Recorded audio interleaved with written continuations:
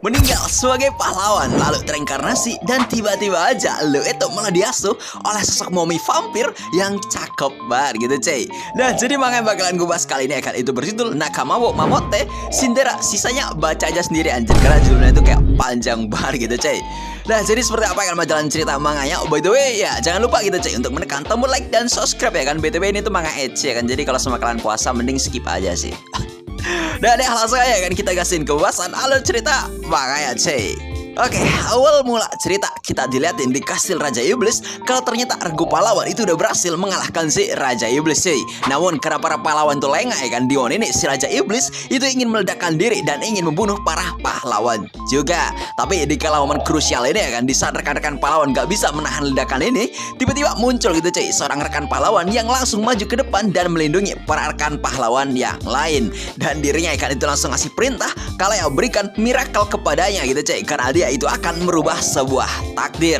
Dan di sini gara-gara ulah dari pemuda ini, dirinya itu malah dikenal gitu cuy, dan orang-orang itu mulai memujinya dan memberikan julukan kepadanya kalau sosok rekan pahlawan yang pemberani ini itu bernama Toa sang keajaiban, karena hanya dia aja yang ingin menunjukkan kalau ya dirinya itu bisa melindungi teman-temannya. Nah di pagi hari pada saat Raja Iblis sudah berhasil dikalahkan, si Toa terbangun dari pingsannya sembari dia itu disambut oleh rekan-rekannya yang berada di sampingnya cuy. Di sini si Toa bersyukur banget teman-temannya itu selamat tanpa luka sedikit pun. Meskipun ya dia tuh kayak merasa lega ya kan, tapi ya inilah akhir bagi si Toa, karena si Toa itu sedang berada di akhir hayatnya sendiri.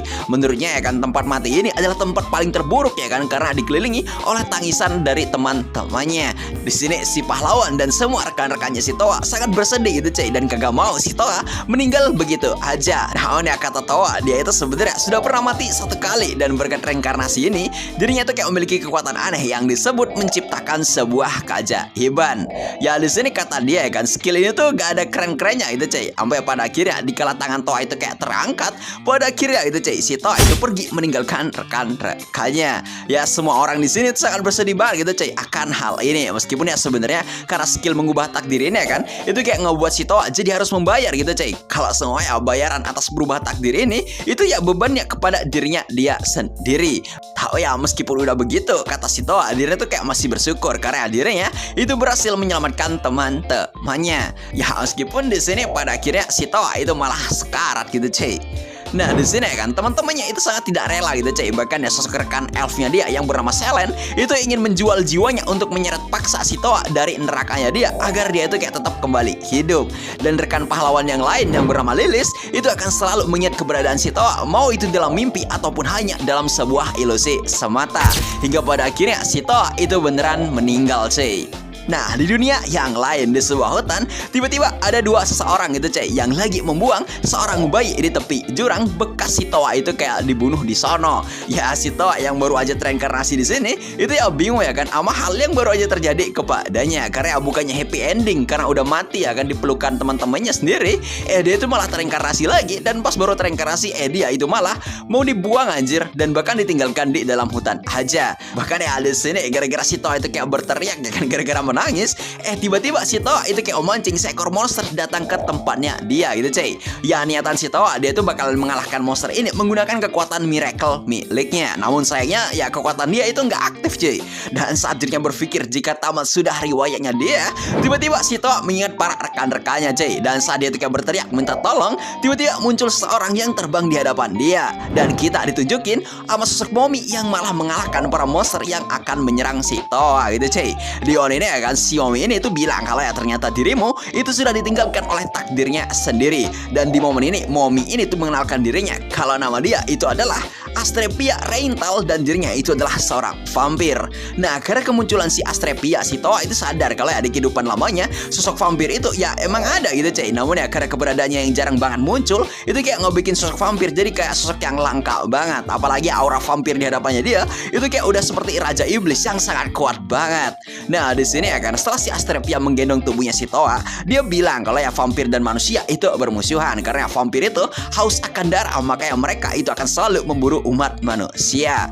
Ya karena Dion ini ya kan, ini tuh kayak sangkaan si Toa ya kan, ini tuh bakalan jadi momen buruknya dia gitu cuy, karena dia itu bakalan dibunuh dan dijatuhkan dari atas jurang. Nah ini pada saat si Astrepia bilang kalau ya keberadaan bayi ini terasa seperti sebuah dosa baginya, si Astrepia itu malah membawanya pergi gitu cuy, karena menurutnya bayi ini itu sangat imut banget. Ya si Astrepia bilang kalau ya sampai bayi ini tuh kayak bisa mandiri, dirinya itu akan merawatnya gitu cuy. Meskipun ya si Astrepia sendiri bingung bayi ini itu bakalan dianggap sebagai hewan ternaknya dia atau gimana, karena ya dari dalam hatinya dia itu kayak pengen banget ya kan membesarkan bayi ini dengan sebuah kasih sayangnya dia gitu cuy. Dan sampai waktu itu tiba ya kan, dia itu bakalan melindunginya sampai ya bayi ini tuh bakalan menjadi dewasa. Dan one day ya kan, kalau semua bayi ini tuh kayak mati gara-gara dia tuh kagak bisa melindunginya, maka gitu cuy, si Astrepia sendiri itu akan ikut mati bersama si bayi ini cuy. Dan si Astrepia bilang kalau ya dirinya itu akan melindunginya dengan cara apapun. Ya karena ucapan ini akan itu kayak ngebikin si Toa mengingat ucapan dirinya sendiri kalau ya apapun hal itu ya nggak masalah asalkan dia itu bisa melindungi teman-temannya. Apalagi di satu sisi si Astrepia juga berusaha gitu cuy, ingin melindungi si Toa cuy. Makanya ini tuh kayak ngebuat si Toa jadi kayak merasa bersedih. Ya karena si Toa kecil itu kayak bersedih, itu kayak ngebikin si Astrepia bingung anjir, sebenarnya bayi ini itu lagi ngompol apa gimana gitu cuy. Mana ya pada saat si Toa itu nangis, si Toa itu sadar malah manggil si Astrepia dengan panggilan mama anjir. Dan ini tuh kayak ngebuat si Astrepia jadi kayak pengen banget menjadi mama dari bayi ini cuy. Nah saat udah sampai di rumahnya si Astrepia, si Toa dikasih tahu gitu cuy sama si Astrepia kalau ya dirinya itu gak akan memakan si Toa gitu cuy, karena dia itu udah dapat pasokan darah dari pasar gelap. Dan menurutnya mangsa anak sendiri itu bakalan membuatnya menjadi sosok yang lebih rendah lagi. Makanya dia tuh kayak kagak mau gitu cuy. Dan dirinya itu juga gak mau ikut-ikutan konflik antara perang manusia dan juga ras vampir. Ya kata si Astrepia ya kan, bertemu sama bayi ini aja itu seperti bertemu dengan takdirnya dia. Dan karena ngomongin soal takdir, dirinya jadi mengingat gitu cuy, cerita pahlawan dari bayangan yang mengalahkan Raja Iblis dan melindungi rekan-rekannya. Dan orang itu adalah Toa sang keajaiban. Ya karena hal ini ya kan, itu kayak ngebuat si Toa sadar gitu cuy kalau mama barunya dia itu mengenal sosoknya dia cuy. Karena kata si Astrepia sendiri ya kan, dahulu kala itu ada seorang pahlawan yang meninggal karena melindungi rekan-rekannya dengan sihir miracle. Dan karena kematian pahlawan bayangan ini ya kan, cerita dia itu seperti dikenang sampai sekarang gitu cuy. Ya karena ini ya kan, itu sebenarnya ngebikin si Toa jadi kayak nggak nyangka, apalagi akhirnya itu kayak dibuat terkejut sama orang-orang yang malah memberikan julukan kepada dia sebagai Toa sang keajaiban. Ya meskipun dia sangka kan kalau dunia itu kayak berbeda, tapi ternyata dunia ini tuh masih mengenal sosoknya si Toa gitu cuy. Dan ya sebelum panel cerita ditutup, kita di sini dilihatin gitu cuy sama salah satu rekan pahlawan yang bernama Lilis, yang entah kenapa rahim dia itu kayak berdenyut anjir. Karena di sini entah kenapa si Lilis itu kayak nyangka gitu cuy kalau ya perasaan ini itu kayak balik muncul setelah sekian lama dirinya itu kayak nggak merasakan sosok kehadiran dari si Toa. Ya kata dia sih entah kenapa ya kan, padahal ya sosoknya si Toa itu selalu berada di sampingnya anjir.